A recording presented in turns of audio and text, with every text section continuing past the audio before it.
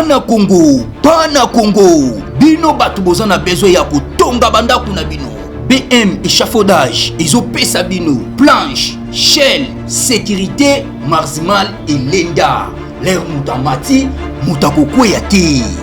Ya biso, ezala ba norme européenne. Ya biso ezala ba chinois te, ya ba indien te, ya ba libanais te.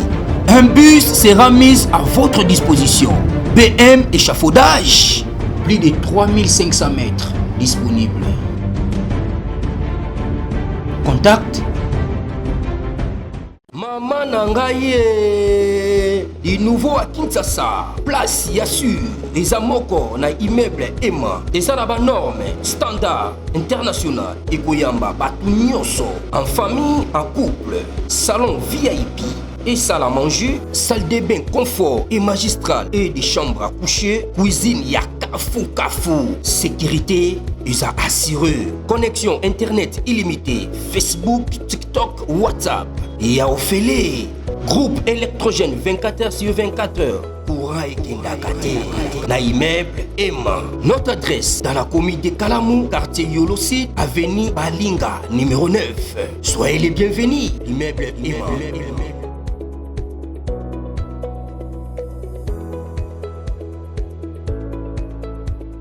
Et si toute l'histoire politique récente de la République démocratique du Congo reposait sur une imposture monumentale? Imaginez un instant que l'homme qui a dirigé le pays pendant près de 2 décennies ne soit même pas celui qu'il prétend être. Oui, vous avez bien entendu. Une révélation explosive vient de secouer le procès actuellement en cours à Kinshasa. Au cœur de cette affaire, des initiales troublantes, des documents confidentiels disparus, et un mystère qui remonte aux années les plus sombres de la guerre du Congo. Des témoins commencent à parler. Certains documents exhumés semblent indiquer qu'il pourrait y avoir usurpation d'identité au plus haut sommet de l'État. Et si Joseph Kabila, l'homme que tout un peuple connaît depuis 2001, n'était en réalité pas Joseph Kabila Kabange, fils de Laurent-Désiré Kabila? D'où viendrait-il vraiment? Qui l'aurait placé là? Et surtout, à qui a profité ce silence? Dans cette vidéo, on va plonger ensemble dans les zones d'ombre de cette affaire aux allures de thriller politique. Vous allez découvrir les éléments qui alimentent cette théorie choquante, les zones floues du passé présidentiel, et ce que cela pourrait signifier pour l'avenir du pays. Restez jusqu'à la fin, car cette affaire pourrait bien réécrire l'histoire politique du Congo comme vous ne l'avez jamais entendu. Ce 7 août 2025, à la haute cour militaire de Kinshasa, une révélation inattendue a provoqué une onde de choc dans la salle d'audience. Et bien au-delà. Une pièce versée au dossier pourrait tout changer. Les avocats de la République ont brandi ce qu'ils présentent comme une preuve accablante, des documents officiels, estampillés du sceau présidentiel, mais signés. Non pas JKK pour Joseph Kabila Kabange, mais HK. HK. Des initiales qui résonnent avec un tout autre nom, Hippolyte Kanambe. Ce nom, longtemps murmuré dans les cercles critiques du pouvoir, fait référence à une identité parallèle que certains attribuent à l'homme qui aurait occupé la magistrature suprême pendant près de 18 ans. Et ce n'est pas une simple erreur administrative. Ces documents seraient liés à des décisions d'État, à des correspondances sensibles. Des actes qui engagent toute la République. Alors, simple confusion? Pseudonyme bureaucratique? Ou début d'une vérité soigneusement dissimulée depuis plus de 2 décennies? Les juges eux-mêmes semblaient pris de court par la présentation de ces pièces. Si ces documents s'avèrent authentiques et que cette signature correspond réellement à celle d'un autre homme, alors c'est toute la légitimité du régime Kabila qui pourrait être remise en cause. Qui est vraiment Hippolyte Kanambe? Pourquoi ces initiales figurent-elles sur des documents présidentiels? Et surtout, depuis quand le pouvoir savait-il? Alors, qui est vraiment ce HK? Pour la partie civile, il n'y a plus aucun doute, HK, ce sont les initiales de Hippolyte Kanambe, un nom qui pourrait bien être la véritable identité de celui que l'on connaît depuis plus de 20 ans sous le nom de Joseph Kabila. Après les avocats de l'État, ce nom n'est pas une invention récente. Il aurait été utilisé pendant des années dans l'ombre, dans des réunions privées, des échanges internes confidentiels, et surtout, sur des documents sensibles de l'appareil d'État. Des pièces désormais versées au dossier, qui soulèvent une question cruciale, pourquoi 2 identités pour un seul homme? Mais ce n'est pas tout. Pour la partie civile, ces éléments vont bien au-delà d'une simple confusion de nom, ils constituent la preuve d'une usurpation d'identité à l'échelle présidentielle. Selon leur thèse, Joseph Kabila ne serait pas le fils biologique de Laurent-Désiré Kabila, l'ancien chef de la rébellion devenu président. Il aurait emprunté son nom et son héritage politique pour s'emparer illégalement du pouvoir en 2001, à la mort de ce dernier. Moi, Joseph Kabila, président de la République démocratique du Congo, je jure fidélité à la nation.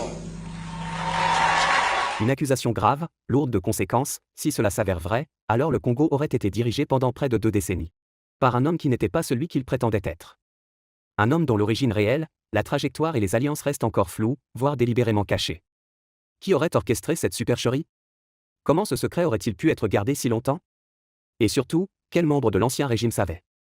Dans la suite de cette vidéo, on va analyser les pistes, les contradictions et les implications profondes de cette bombe judiciaire. Moi, Kabila Kabange Joseph, élu président de la République démocratique du Congo, je jure solennellement devant Dieu et la nation d'observer et de défendre la Constitution et les lois de la République, de maintenir son indépendance et l'intégrité de son territoire, de sauvegarder l'unité nationale, de ne me laisser guider que par l'intérêt général et le respect des droits de la personne humaine, de consacrer toutes mes forces à la promotion du bien commun et de la paix, de remplir loyalement et en fidèle serviteur du peuple les hautes fonctions qui me sont confiées. Cette affaire va bien au-delà des accusations classiques. Ce n'est pas un simple détournement de fonds ou un abus de pouvoir comme on en voit souvent dans les hautes sphères. Non. On parle ici d'une fraude identitaire fondatrice, un mensonge originel, celui-là même qui aurait permis à Joseph Kabila d'accéder au sommet de l'État congolais. Imaginez un instant que toute une présidence, tout un régime politique, repose sur une fausse identité. C'est exactement ce que dénoncent aujourd'hui certains avocats de la République. Selon eux, ce mensonge ne serait pas un détail de parcours, ni une zone d'ombre oubliée, il serait la pierre angulaire de tout le système de pouvoir mis en place par Kabila.